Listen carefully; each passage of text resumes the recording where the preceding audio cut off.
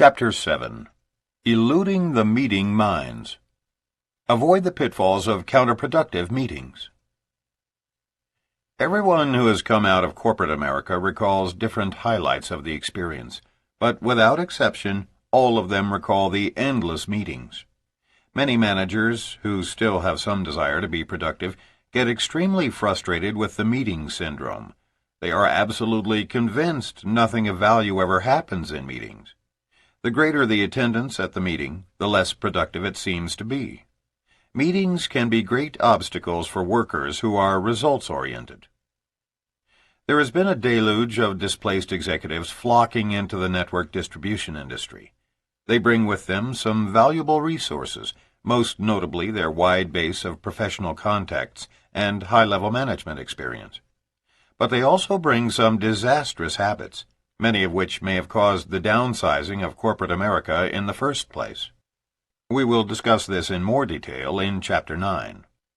That same executive who was paid a fairly high salary to go from meeting to meeting in his former career has a strong inclination to carry that habit into our industry.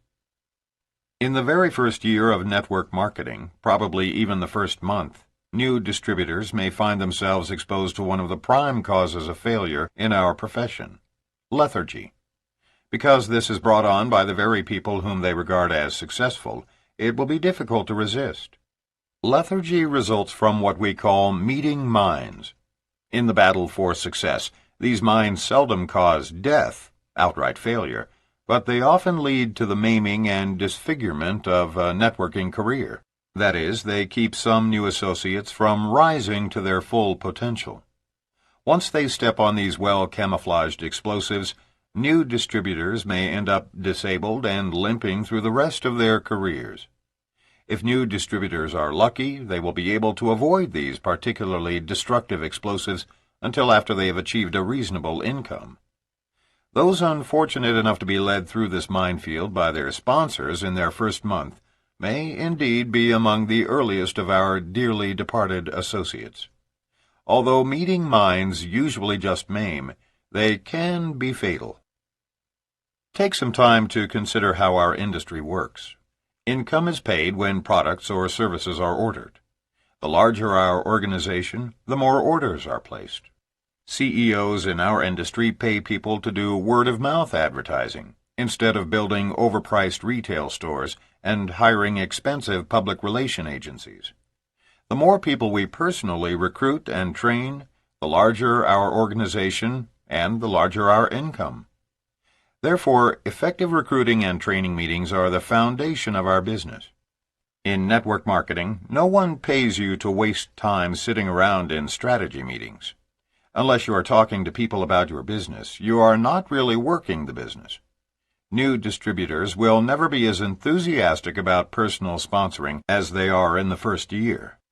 It is the most critical time in the career of a network marketer. In this chapter, we intend to describe meeting minds carefully and provide you with an effective defense against each of them. First mine: hotel meetings. Just about the time a new distributor has learned how to become a leader and has his group on track, some out-of-town leader inevitably blasts into the community and holds a citywide hotel meeting. Although lavish and appealing to new people, it can often result in teaching your group bad habits. Or it may be a regularly scheduled hotel recruiting meeting at which one or two of the local leaders speak and to which you are encouraged to bring new recruits. Such meetings are going on at all hours of the day at every major hotel in the world. Occasionally, the speaker is reasonably good, and lots of distributors are encouraged to attend. As many as 1,000 people can be present.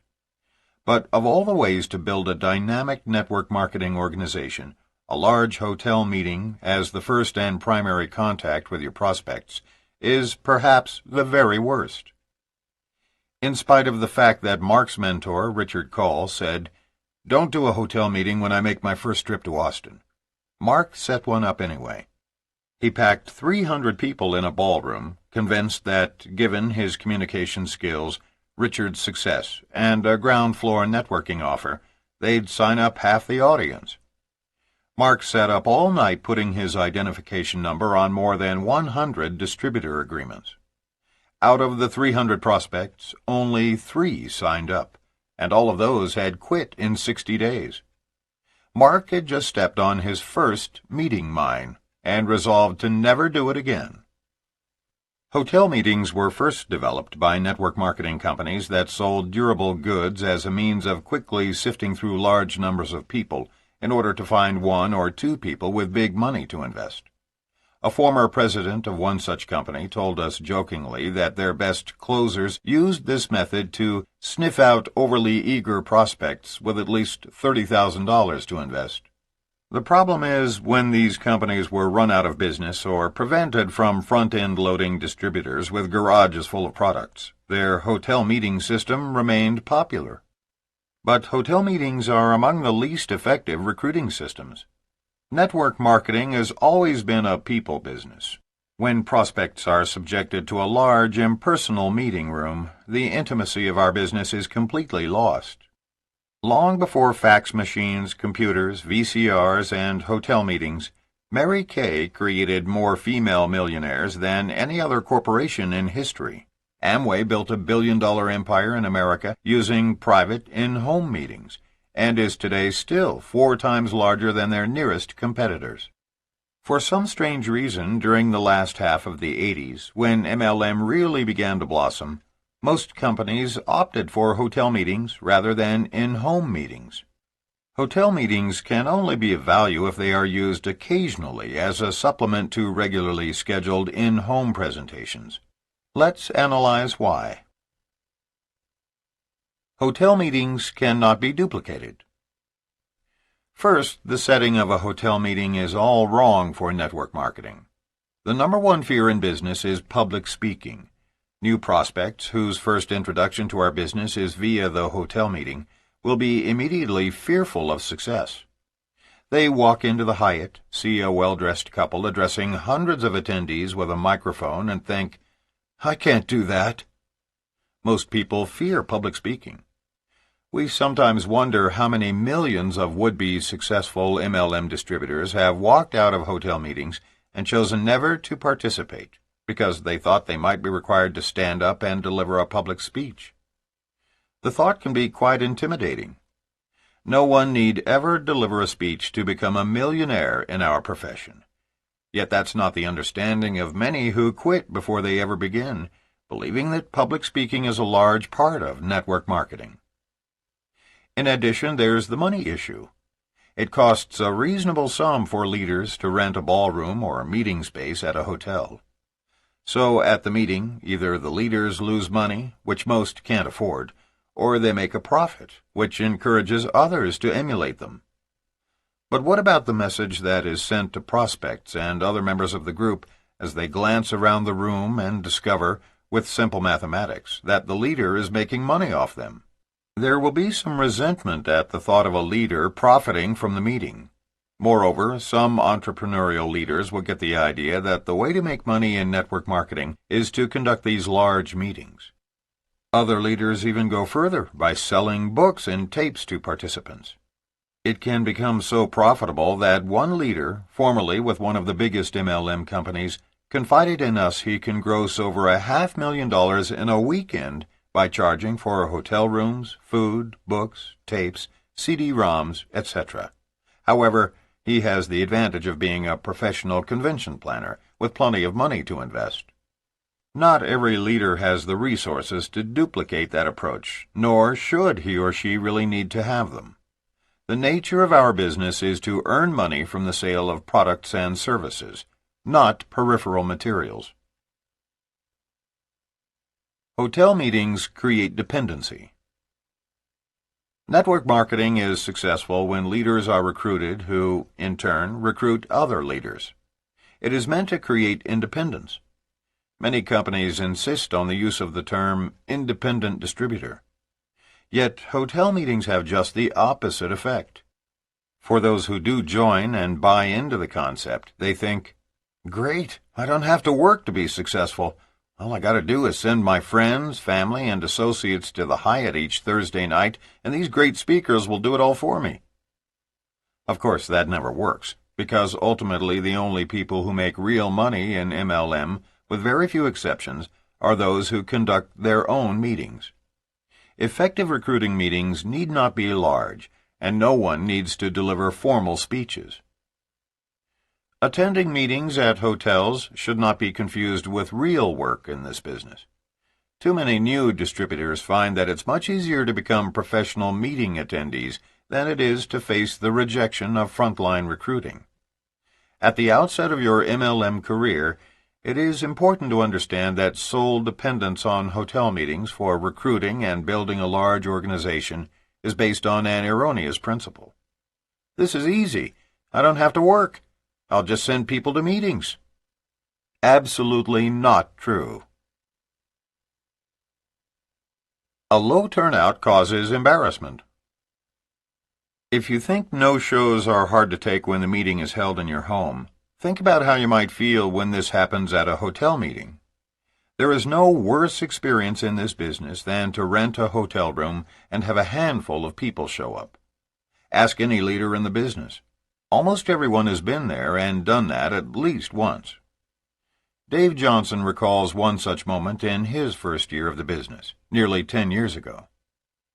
Early in my career, I felt it necessary to grab at any chance I had to talk to people in hopes that they may join somewhere in my line. One of my second-level distributors, Dr. Hung Tai Wang, invited me to conduct a training meeting in Bethesda, Maryland at the Hyatt Regency. He promised me that there would be 175 people in attendance. So I maxed out my credit card, cashed in my last free miles on United, and went to support my downline. On the target Saturday, I arrived at the ballroom at 8:30 a.m., 1 hour before the 9:30 start time. Nobody was there. At 9 o'clock, Dr. Wang arrived. At 9:15, it was still just the two of us. At 9:25, there were 5 guests.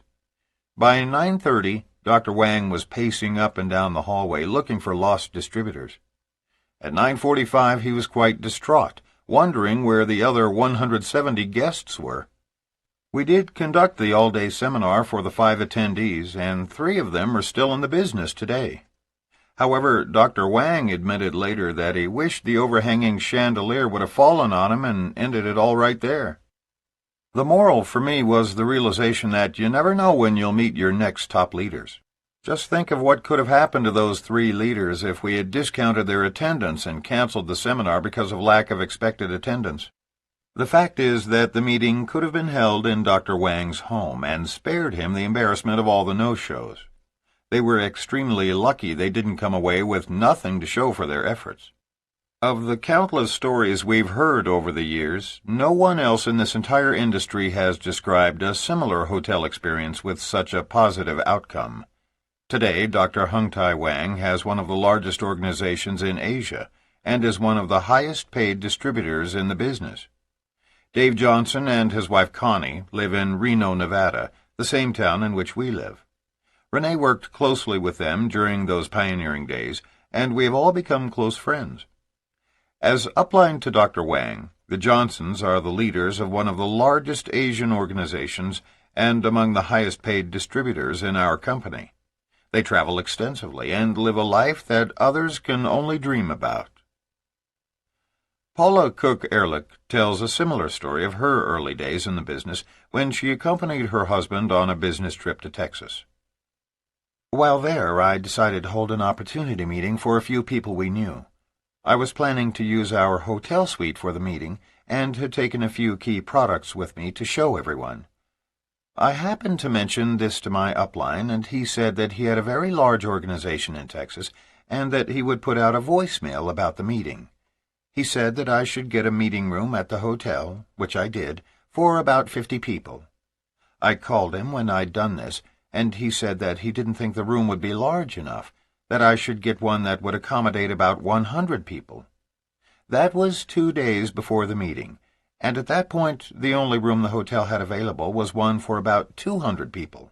So we decided to rent it, setting up water stations at the back and a large product display at the front to take up any extra space. Of course, then I had to have more products and display materials than I brought with me, so I had the company send, via overnight courier, a complete product package, and then scurried about town to find what I needed for the display. When I reported back to my upline, he said he'd put the message out a couple of times on voicemail and that we should have a good crowd. He added that this would be great training for me. He was right. I just had no idea how costly the lesson would be. Well, the evening of the big event came, and we had the most beautiful product display and professional handouts on each chair, summarizing the business opportunity and products. 2 of my associates had come early to handle the registration desk. But only 15 minutes before we were scheduled to start, no one had shown up. At that point, we said to each other, "Wouldn't it be funny if no one came? Ha ha." Well, guess what? By our scheduled start time of 7:30 p.m., there were 4 people in the room, and they were 4 of the original 10 I had invited, in a room that would hold 200. We did sponsor those 4 guests, so it wasn't a total loss. Just a very expensive evening. They must have gotten a clear picture that the market wasn't saturated yet. My husband jokingly said that if there was any scam in this business, it was that my upline had a downline in Houston. We had a good laugh over it. When I got back to my room, there was a message from my upline asking me to call him and let him know how the meeting went. When I told him, he was horrified, and I will never forget his first question to me. "Are you going to quit?" To tell you the truth, it never even entered my mind to quit. When I told him, "No, of course not," he said that I had real character. If I wasn't planning to quit, then I would definitely make it in the business. As it turned out, there was a glitch in the voicemail system preventing anyone from hearing the announcements. My upline offered to pay for the room, which I declined, but we've had many laughs over it since. In the years that followed, I thought of that comment often when I really did feel like quitting. It kept me going. Today, 7 years later, Paula and her husband Mort are living on Miami Beach, having reached the very pinnacle of their company, drawing an income from an organization that stretches across more than 20 countries. They are living the lifestyle of which they've always dreamed, and still believe that anyone can do this business if they are willing to overcome the temporary setbacks along the way. A handful of people showing up in a home or a hotel suite would have been a normal MLM gathering, but a handful in a hotel ballroom is not a good feeling if you are the host. It's also quite costly. Most networkers can only afford to make this mistake once. Hotel meetings are not private. Hotel meetings, by their very nature, systematically screen out 25% of the population. Just use a little common sense. Many doctors and accountants cannot afford to be seen by patients or clients at a hotel recruiting meeting for multi-level marketing. Many corporate leaders and company owners won't risk being seen in these meetings by their subordinates or customers. Teachers fear bumping into parents of their students, or, even worse, their principal. We once recruited a pediatric cardiologist who sat in our living room and said, "You know, my own sister tried to get me to attend one of her meetings when some great out-of-town leader was speaking in Austin, but I declined. How confident would the parents of a 5-year-old be if they bumped into their physician at an MLM recruiting meeting the night before he was to perform open-heart surgery on their child? The only reason I'm here now is because it's a private meeting." Remember, the first time a new prospect sees our business, the best possible setting is your living room, be it ever so humble. Hotel meetings do not exemplify freedom. We are always insisting to new prospects that freedom is our greatest reward. So imagine a guy on Thursday night at 7:30, loosening his tie and walking into a meeting of 100 people. He's thinking about the fact that he's already put in 42 hours this week at his company. How is he going to explain to his wife and children why he now needs to go out to meetings at night, too? Nobody wants to spend what precious little time they've got at night searching for a parking space at the Hilton. Large weekly hotel meetings destroy the concept of freedom by forcing people to add to their already overloaded schedule after their regular work hours. Hotel meetings create an illusion of saturation. It's impossible to saturate any area with too many distributors, yet the perception of saturation can discourage new distributors. A presentation is naturally more appealing when it is given in one's living room with a few friends discussing the tremendous ground floor opportunity in network marketing. We all know that, relative to the entire population of most cities, a gathering of 300 people is a drop in the bucket. Yet to new distributors, it may seem as if everyone in their immediate area already knows about this deal. A new distributor may think, "My gosh, in this room alone, 299 people are ahead of me in this business." The impression of joining a company at an early stage is destroyed by the initial perception of hundreds streaming into a large hotel recruiting meeting. Hotel meetings do not promote personal development. Personal growth and development have always been the true assets of our industry, but only a very few people experience personal growth by standing up in front of an audience with a microphone.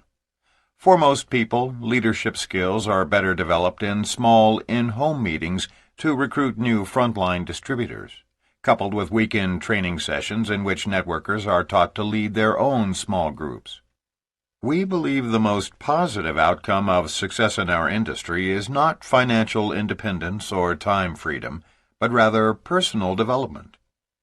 We have proudly watched many of our personal recruits, some of them the most unlikely to become success stories, develop into remarkable leaders by sheer force of will. Rather than conducting their recruiting meetings for them, we encouraged them to take charge on their own. And while some successful leaders are proud of the former doctors, lawyers, and corporate CEOs they've sponsored, we are exceptionally proud of our humble frontline recruits, a housekeeper, a student, and a police officer, all of whom have become millionaire legends in our industry. Along the way, we managed to recruit a few dynamic professionals like Terry and Tom Hill, but for the most part our highest percentage of successful frontline leaders were formerly ordinary wage-earning people. The message we want to convey at every meeting with every single prospect and distributor is a simple one. We are in a low-investment, low-overhead distribution business in which average people can achieve wealth and independence through hard work and the legitimate movement of products and services. Here's the message we don't want to convey. We are in a pyramid system in which those with public speaking skills who get in early can lead profitable weekly, monthly, and annual meetings by selling books and tapes and hosting motivation rallies. The latter message is the one being projected by those who insist on regular hotel meetings. Thus, the first meeting mine a new distributor is likely to encounter in the early battle for success is the frequent hotel extravaganza. Hotel meetings are not an effective tool in building a legitimate network, and they are not easily duplicated by the masses. Hotel meetings are a great way to bring your group together periodically on special occasions, like when upline leaders in your group come to town, or for a formal presentation of awards or a special recognition, or just for bonding. But most of your time should be spent in face-to-face prospecting or at home making calls and doing your own presentations. Second mine, the part-time adult daycare center. The second meeting mine actually occurs most often in the home. We call it the part-time adult daycare center. Generally, it's created by well-intentioned upline leaders who open their homes to any and all downline associates whenever they are not at work. New people and old feel they can drop by any time to pick up products or just have a cup of coffee and visit their upline. It's a bit of an ego boost for those who have never had many friends, and it's a wonderful way to improve one's social life. It's also much easier to coach existing distributors who respect you than it is to endure the rejection of recruiting meetings with new prospects. The problem is, if your goal is to build a large organization, this method won't help you. It's like having a 24-hour drop-in center for the homeless, and is about as profitable. This socializing may be fun, but don't deceive yourself into believing that your daily or weekly drop-ins are productive or helping grow your business. They aren't. Third mine, the church service. Another less effective get-together is what we call the church service. Generally, it's a weekly recruiting meeting in which frontline distributors bring guests to the leader's home for a presentation. If these meetings really worked, they would render themselves obsolete in a matter of days. Here's why. If in the first week 5 people come to a recruiting meeting and everyone duplicates the process, by week 3 there should be 155 prospects. The original 5, their 25, and their 125 altogether.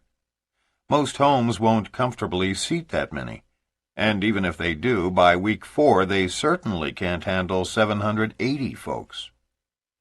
Obviously, the reason some leaders can continue to do weekly in-home meetings for their downline for years is that the group doesn't grow exponentially. If your goal is to build a close circle of friends for the purpose of weekly personal support, or if you merely wish to have a small group of individuals who look up to you, there's no better way than the weekly MLM support group. It's great for folks who don't have a church affiliation, but need weekly 2-hour bonding sessions with a group of like-minded people, but it's no way to build an international network marketing organization. If the exponential growth were to work as it should, besides having a totally unmanageable number of people, leaders would soon find that they had created a destructive codependency. If you wish to earn a great deal of money and achieve total control of your time and destiny, you must become a leader and conduct your own meetings while teaching your front line to do the same. Renee shares her own personal experience from before we were married with this type of gathering in Reno. As a former nun, I earned the right to conduct weekly church services. It was in my nature to enjoy conducting them, and I believed at the time that I was doing a great service for my downline. I am a teacher at heart, and I loved presenting the business opportunity to our new prospects. I was going to be holding them anyway for my own prospects. Why not do them for my distributors as well? Many of the more self-sufficient in my group did branch out with their own home meetings, but once a week on Tuesday evenings I had 30 to 40 people gathered together, both distributors and their prospects. As long as I continued leading them, many good things came from those meetings. New people joined us in the business, but it was the closeness and friendships that we built that I really treasured. At the end of 1991, Mark and I married. My life changed dramatically, including considerable travel with my husband to support his, now our, downline across the country. I gave up my weekly meetings, and almost overnight my Reno group disintegrated. Partly it was due to the fact that our company was experiencing the most severe media scrutiny in the history of network marketing, but mostly it was because I had made most everyone in the group dependent on me. When I closed the church doors, it shut down business for many of my associates. It was a hard but important lesson for me. If you are holding your own church service by choice, at the very least, continue to encourage the independence of every single person in your group along the way. It is important for their own personal growth and for the growth of everyone's business. Fourth mine, the deception meeting. The next meeting mine is called a lot of different names by a lot of different marketers. Some call it the dinner meeting because it usually involves friends who have been invited to a dinner party. Others call it the curiosity meeting because the approach used to get friends and associates to the house does not explain why they're invited, so the friends attend because they are curious to see what their hosts are up to. Actually, we call it the deception meeting because those of us who were ever invited to one still remember how angry we were at our friends for leading us on. In fact, many of us avoided network marketing for years because our only exposure to the industry involved this kind of trickery. Before you use this kind of meeting to snare recruits, be forewarned that it is not only ineffective, but it can lead to real resentment among friends. The deception meeting is based on a very serious misconception. Some distributors with companies that have been in business for over a decade are afraid to tell their friends the name of their company out of fear that a well-known name will lead them to believe that the market is already saturated with distributors and therefore won't be inclined to come to a presentation.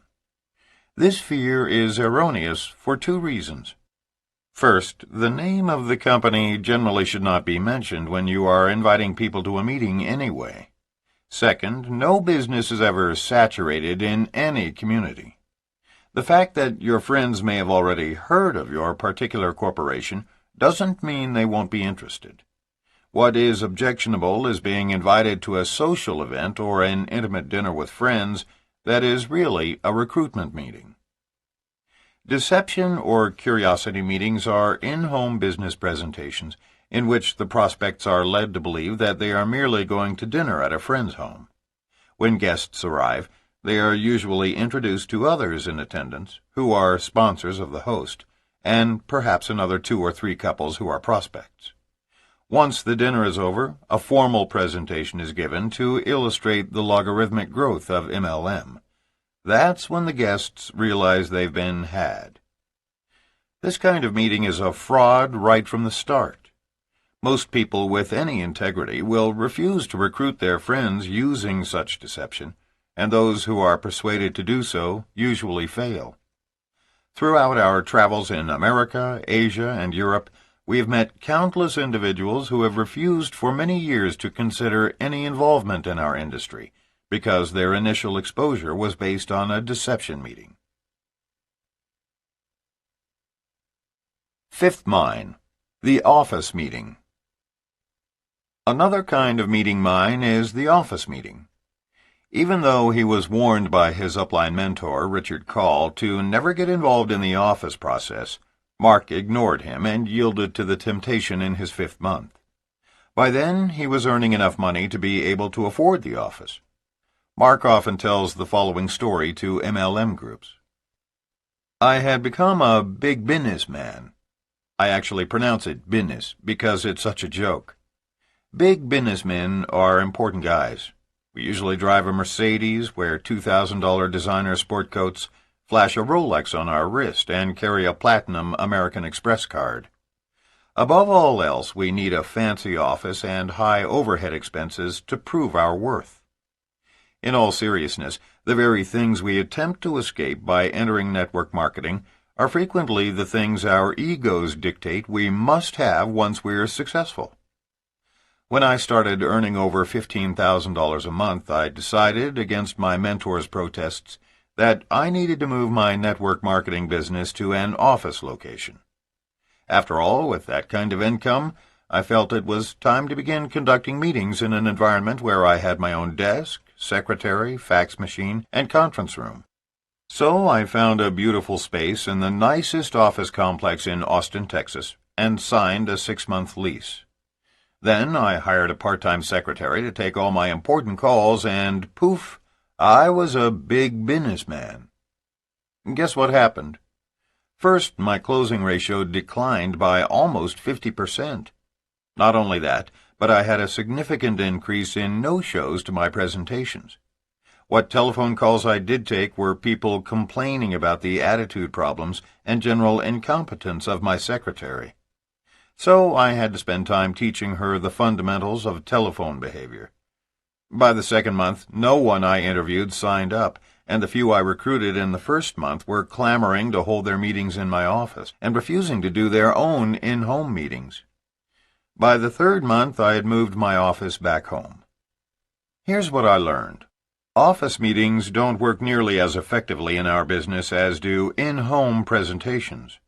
When I went home, my closing ratios jumped right back into the 20% range, and my downline distributors were much happier doing their own in-homes when I was again doing so. We realize that advising against offices will be unpopular with many of you who already have offices and approach business in this manner. But our objective isn't to have you love us. Our goal is to get you to the same kind of income we are earning without unnecessary costly overhead. However, if you choose to keep an office, at least do so knowing all the facts. First, renting an office cannot be duplicated by most people because of cost. Second, an office creates unnecessary overhead. Third, office meetings do not exemplify the freedom that you should enjoy as a network marketer. Office meetings cannot be duplicated. Most people have jobs rather than private offices and therefore do not have the slightest idea how to manage them. This causes havoc and unnecessary stress, which can impede one's productivity. Most people are too busy just learning the basics of MLM to have time to deal with running an office. In addition, not many people can afford an office. Neither of us could have afforded an office in our first few months in business, and therefore would have never signed up had we been recruited in an office setting. Office space, even if you share it with other business people, is expensive anywhere in the world. Remember, we are in a business of duplication. If we can't afford to do business in an office, on a boat, or anywhere else, it probably will also be impossible for, or inaccessible to, the masses. Offices create unnecessary overhead. Perhaps one of the biggest strengths of network marketing is the lack of overhead. In our business, you can reap the benefits of being an entrepreneur without the expense of a franchise or a small business owner's operating costs. The beauty of this business is that you can do it from your living room. There's no need to invest thousands of dollars on employees and office space. So why waste money on totally unnecessary overhead when an office is not going to increase your productivity? Offices do not exemplify freedom. There are two major attractions to our industry: big money and free time. Prospects who come to an office interview will feel that by joining your MLM organization, they will be tying themselves to an office. Hence, where is the freedom?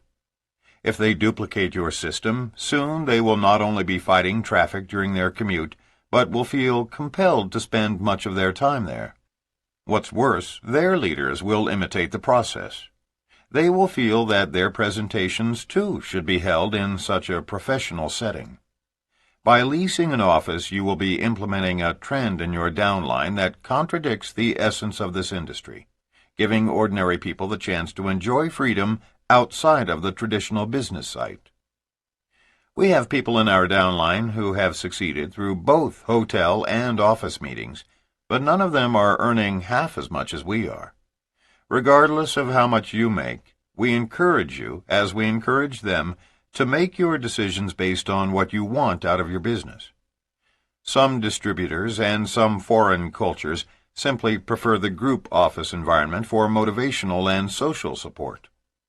We understand these preferences and accept the fact that network marketers are their own bosses. But nothing is going to prevent us from advocating to every distributor in every country the systems that made us millions. Our intent is to give you all the facts so that you can make intelligent decisions for yourself while establishing your network marketing business. Sixth mine, the bar or restaurant meeting. Another hazardous situation can be found in the bar or restaurant meeting. Recruiters can't expect to be successful by conducting their meetings in public places where there's no access to a VCR, no blackboard or dry erase whiteboard, and lots of distractions. You know, little distractions like a gang of drunken office workers singing songs, or a sporting event blaring over multiple television sets. One of the most popular network marketing books, written a couple of decades ago during our industry's infancy, asserted that anyone could become wealthy by doing presentations on a bar napkin. But that's a lot of bunk. Trust us. There's nothing at all effective or professional about doing business in a restaurant or a bar, unless the bar has a bulletin board-sized napkin, a VCR for your personal use, and doesn't play music, sell alcohol, or entertain customers. The secret of network marketing is to introduce as many new people as possible to our business opportunity. The method you use to sponsor your prospects should be one that can be easily duplicated and, in turn, used effectively with their prospects. It takes a lot of focus to do this right. Given the choice, your best chance for success is by hosting a small group meeting in your home, where you have total control of the environment. Seventh mine, the other guy's place. Another serious hazard is conducting your first recruiting meeting at the other guy's place. If possible, try to avoid recruiting at any prospect's home or office. It is ineffective in the same way a bar or restaurant is ineffective. Distractions. What's worse, you have zero control of the interview. A friend of your prospect happens to drop by, or the phone rings and, poof, you've lost the continuity of your presentation. The child of the prospect runs into the living room crying with a scraped knee, and you've temporarily lost your prospect's attention. Some people looking at our business have even been known to create distractions on purpose once they know we're coming to their home. One prospect we attempted to recruit in his own home actually invited 2 friends over who had failed at other MLM ventures in order to distract us and give him good reasons to ignore the ideas we conveyed in our meeting.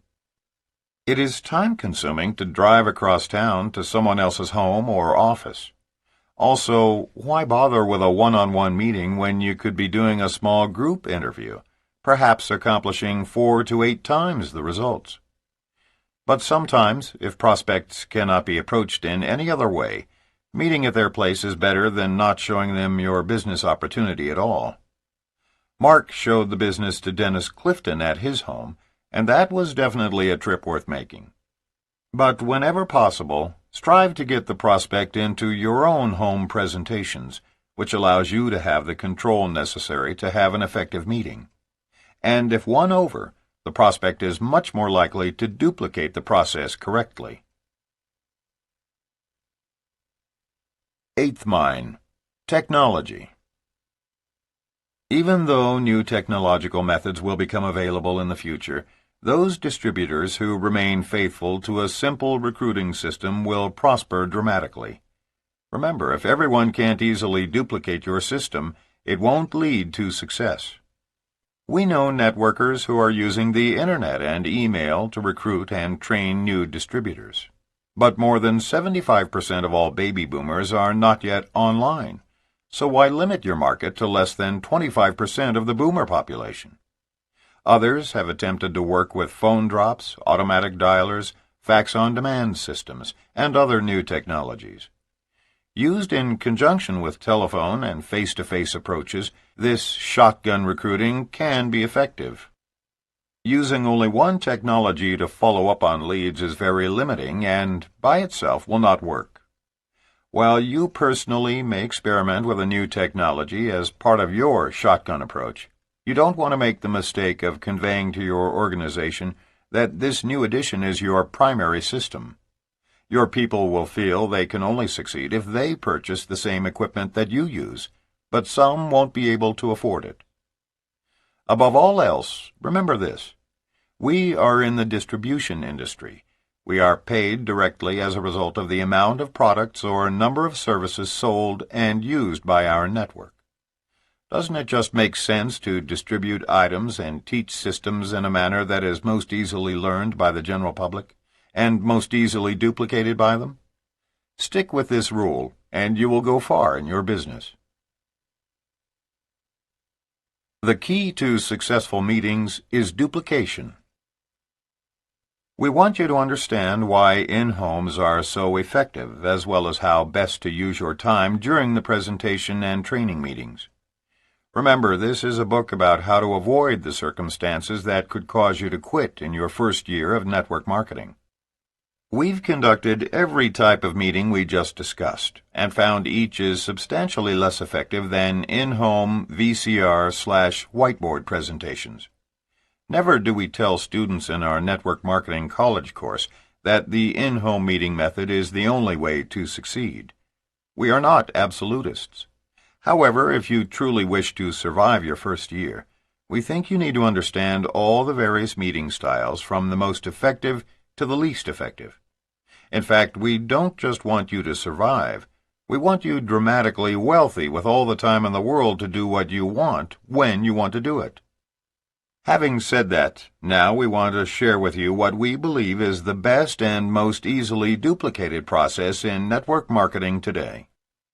The real key to successful meetings always revolves around the fundamental MLM principle of duplication. Any type of meeting that cannot be copied and taught by the least articulate and successful person in your group is ultimately doomed to failure and should be abandoned. Mark had been in the business for nearly 4 years when he experienced a graphic example of this principle. As he explains, "I received a call from a very enthusiastic fellow named Barney, who called me from Fort Lauderdale, Florida, to inform me that he had personally sponsored more than 200 high-quality distributors, yet none of them had become successful. I asked him to describe a normal work week in his life so that I could try to figure out what he was doing wrong. His prospecting techniques were excellent, and his ability to get prospects to meetings was unparalleled. He had a much lower ratio of no-shows than I did. It was when Barney began describing his meetings that I figured out the problem. I'll present his explanation for you exactly as he described it to me. Mark, my wife and I have a Rolodex full of prominent people in the South Florida area. We were very successful in 2 businesses and recently sold them for several $1,000,000. After 2 years of fishing, we got bored and realized that we needed to be doing something productive. So we signed up in network marketing and began inviting our warm market, 10 at a time, to 2 weekly meetings. We conducted our meetings on our 100-foot yacht. Our daughter is in one of the best sororities at the University of Florida, so we hired her this summer, along with 3 of her friends, to serve cocktails and hors d'oeuvres at each of our meetings. They last about 2 hours, during which time we cruise the harbor, play the company video, and then do the same whiteboard illustrations you teach. When we're done, we dock our boat and invite them to Saturday training." Barney went on to explain that sign-ups were not a problem. All or most of his family and friends were signing up, and many actually ordered more products than the initial startup kit. Yet only one of dozens of his frontline associates had ever signed up any other distributors.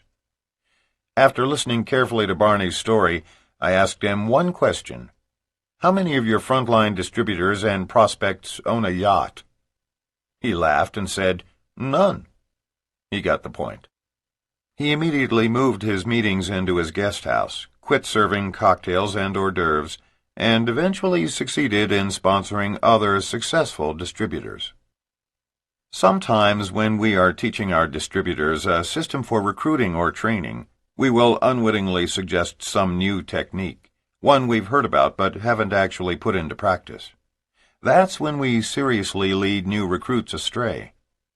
Here's our rule of thumb. If you personally practice a new recruiting or training procedure and actually see it work to increase volumes for a full 6 months, then implement it and teach it to your downline.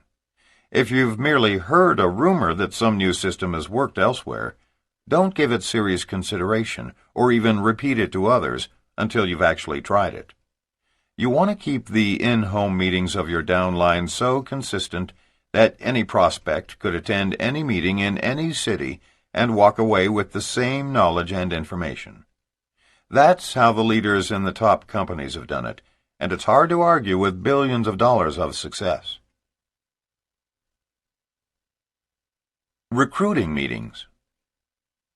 There are many ways to prospect people, and we certainly subscribe to the shotgun approach. Use ads, fish bowls, and contests. Use walking and talking, lifestyling, and the telephone. Use the mail as well as the computer. Use flyers and bulletin boards in every available public area. Give handouts and attend trade shows and franchise seminars. In fact, use every method available to meet prospects. But then adopt one specific meeting style in which to make your presentation. And don't change systems, especially during your first 2 years. The best meeting is the one in which every single detail, from location to closing comments, is easy to teach and emulate. Steve Sledge recalls doing presentations in his den with a room full of people and how his family handled his need for privacy. "I asked my wife and kids not to interrupt my meetings. The problem was that when they were away from our home and returned to find me in the middle of a presentation, there was no way they could come in without passing through our den. So they became creative, removing the large screen in the master bathroom and climbing through the window. Time and again I saw my family laughing, smiling, and waving to me as they made their way into our home. All the while the prospects were oblivious to what was taking place behind them. Those are the fun moments on which we all look back, remembering how we built global international businesses right out of our homes. Begin recruiting in your own city. Ken Pontius, one of America's MLM legends and a dear friend, explains the importance of starting to build your business at home in your own city during your first year. The money, skills, and knowledge it takes to sponsor long-distance distributors can be debilitating for novices. Sometimes when I remember the comedy of errors that comprised my first year in MLM, it's hard to fathom that through perseverance, my wife Shirley and I now earn millions each year. I sponsored people who had no business being in our profession, nor did they even want to be involved. I just pushed and pushed with the tenacity of a bulldog, never considering for a moment that people need self-motivation to succeed in life. I sponsored people who lived in other states before I had the money or the knowledge to support them. For some reason, doing business at home, in my own city, just didn't occur to me initially. I drove miles to do meetings only to be stood up. In one case, I drove 221 miles to conduct a presentation for a minister in Missouri, who promised that he had a hotel meeting already booked and filled to capacity. One sweet little lady showed up thinking it was a square dance. She do-si-doed right on out. I could fill 10 pages with all the reasons why I should have quit in my first year, but it only takes one sentence to tell you why you shouldn't. Network marketing is the only industry that allows common people to earn millions with a minimal investment and zero overhead, coupled with total time freedom and the joy of global travel. There are 3 magic words that worked for all of us who have made it to the pinnacle, and they'll work for you. Just don't quit. Meeting times and locations. Because virtually everyone has a home, it is obviously the most logical place to conduct recruiting meetings. People frequently say to us, "Sure, Mark and Renee, that's easy for you to say because you live in a proverbial mansion." Yes, but remember, we began in humble environments. Regardless of whether you live in an apartment, trailer, or house, always use your largest room for meetings. You must have 3 items: a television, a VCR, and a whiteboard or flip chart. Most everyone has 2 of the 3 already, but if you don't, borrow or buy them. As part of creating a simple, easily duplicated system, we suggest that you show a video and do your presentations using a dry erase whiteboard. During his first year, Mark signed up people from different ends of the spectrum, sponsoring a bank president who had recently been terminated at the same time he sponsored the wife of a painter. The former banker lived in a $1 million home in the finest subdivision in Austin, Texas. The painter and his wife lived in a trailer. The banker quit in 3 months. The painter's wife today earns $6,000 a month and most likely will do so for the rest of her life.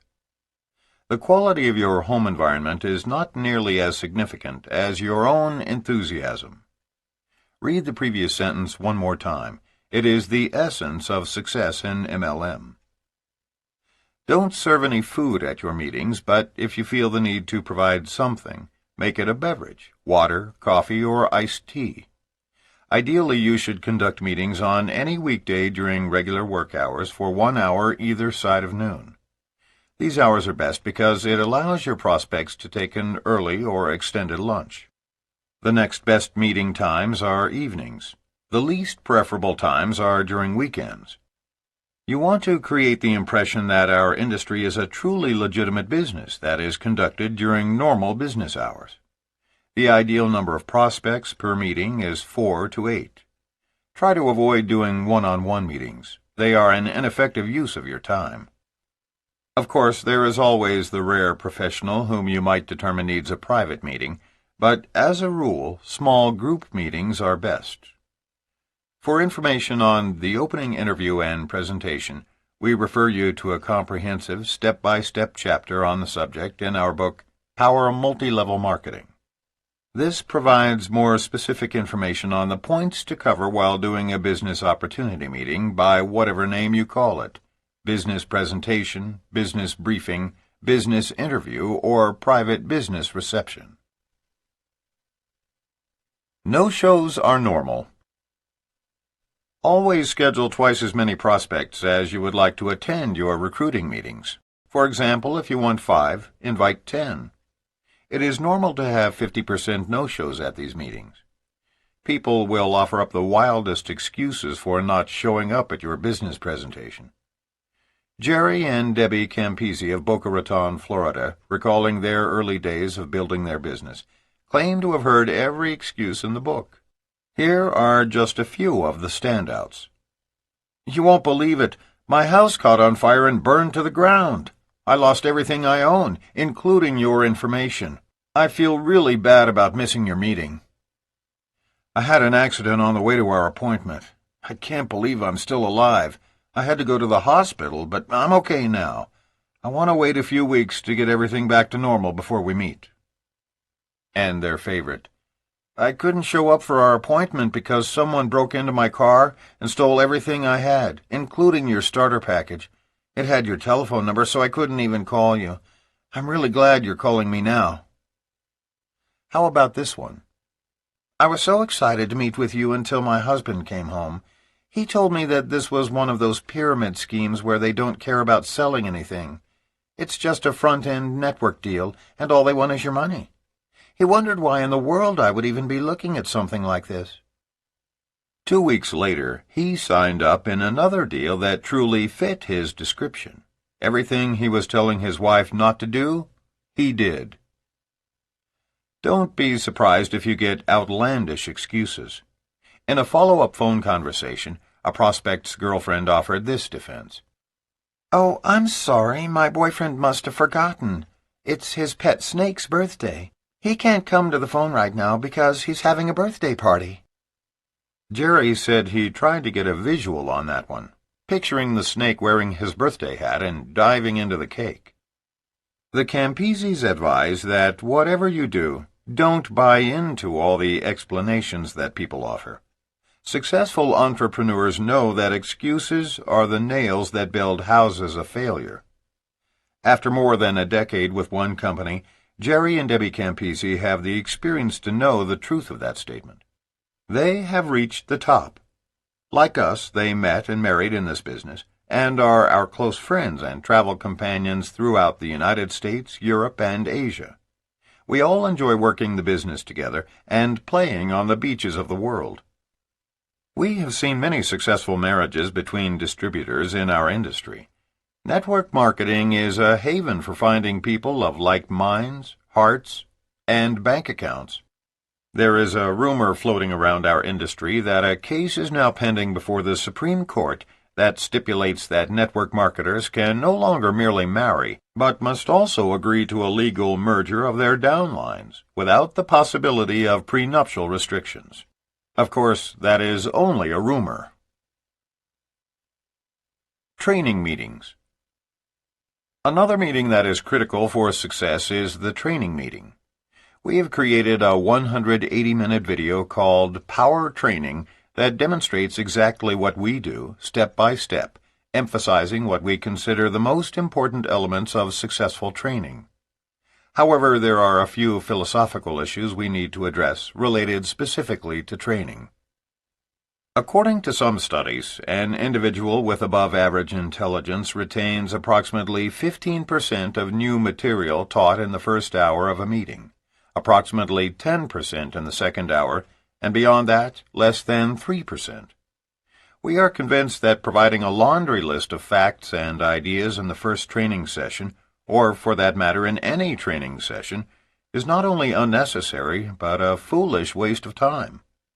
Why attempt to teach people important material when it has been scientifically proven that many of those folks are going to forget most of what you will present?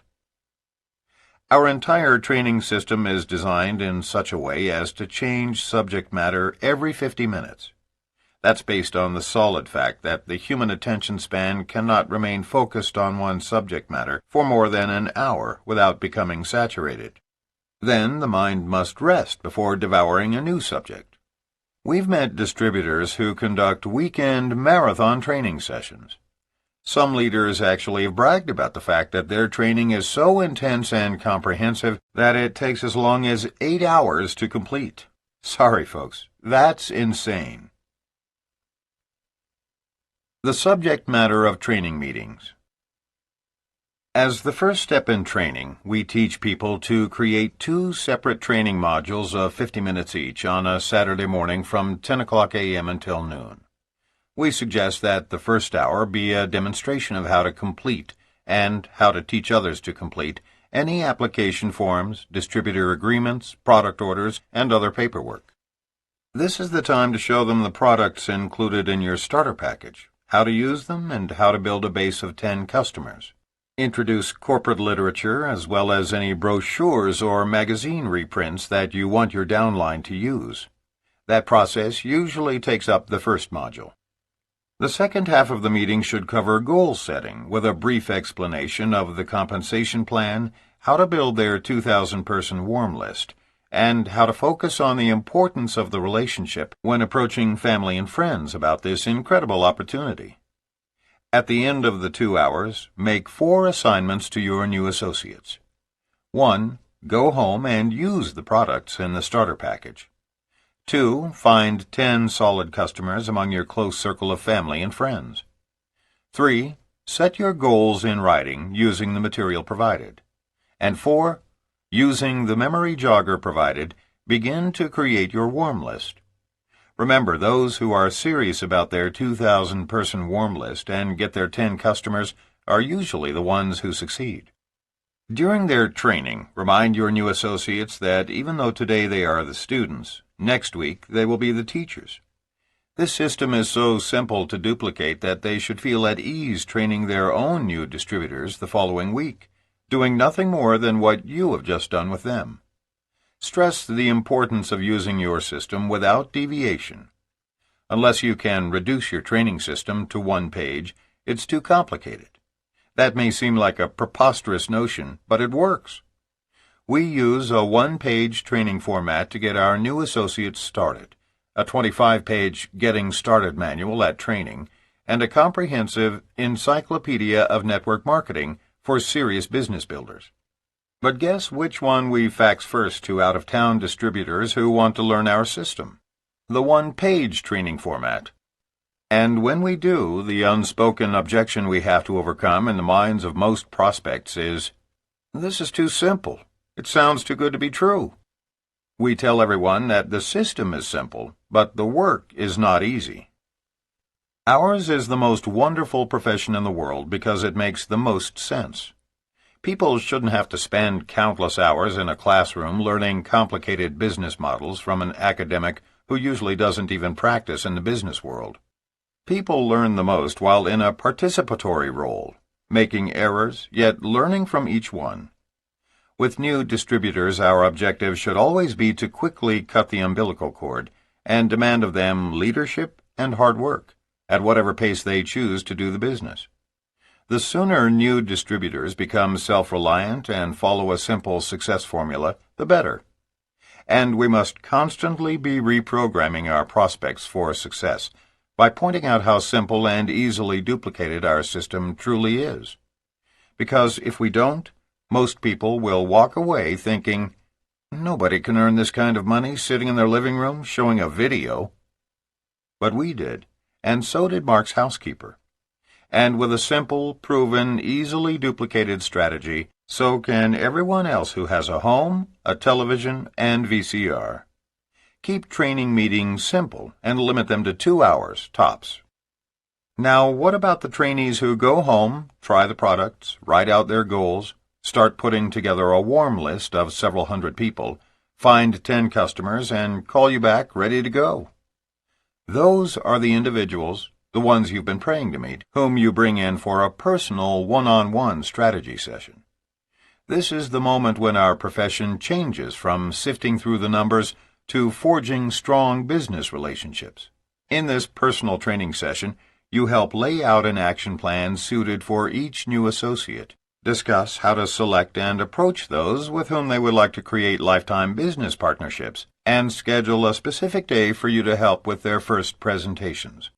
This second training meeting should take 1 to 2 hours and include specific techniques for contacting their top 25 people, sharing an audiovisual package that introduces them to our business, and setting appointments to meet with those interested, since that is what they are going to be doing next with their warm list.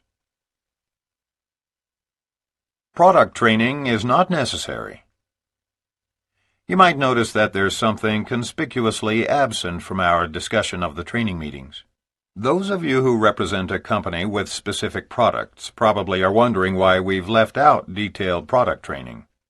Our reason is this: it is totally unnecessary.